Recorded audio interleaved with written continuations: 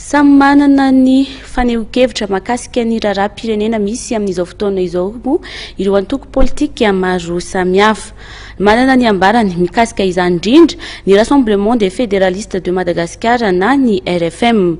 Mikasika ny fiatrehana ny fifidianana dia tokony ho iatran'izy ireo ny fanamboarana ny lalam-pandrenana.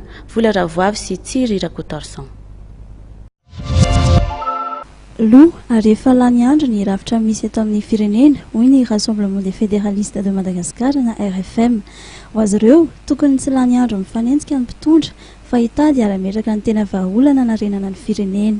Nizaniza zanaka malagasy na nianatra izy na tsy nianatra izy fa rehefa atao hoe malagasy mizaka ny zompirena malagasy dia tsy tafavoaka i Madagasikara raha mbola zao rafitra fitondrana tokana zao no entitsika hita dradradradrainay ary tsy maharelaka anay mamerina an'izany amintsika malagasy zay novanay antsoavo androany tonga avasaina amin'izay tompoko tonga avasaina amin'izay tsika malagasy fa io izy ohatra ny fatim-biby efa lo eo amoron-tanàna io maimbo tsy azo ienana tsony ny rafi-pitondrana tokana eto Madagasikara.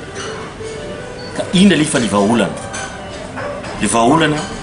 dia hoy za hoe mbola zaza va itsika malagasy amina fitondrana firenena zaza ve ny vahoaka malagasy hoy zay hoe okare mba ho lasa ho matotra amin'izay ny vahoaka malagasy mba ho adulte amin'izay Madagasikara sy ny vahoaka ao anatiny raha tsika fijery an'izany fampandrosoana zany lany andro foana tsika eto hifanenjika ranona nanao an'izao hifampitanisa eto mandritra ny filotaona ny malagasy amin'ny ratsy vita hifampitanisa filotaona eto fa tsy andeha ve hijerentsika akaiky inona marina le aretina inona marina tsy mampandroso atsika. Nilaza ny Rassemblement des fédéralistes de Madagascar RFM fa vonona amin'ny fiatrehana fifidianana saingo azy ireo ahafahana miatrika ampitonena ny fifidianana ilaina ny fanamboarana ny lalam-panorenana izay fototra nanganana firenena vaovao.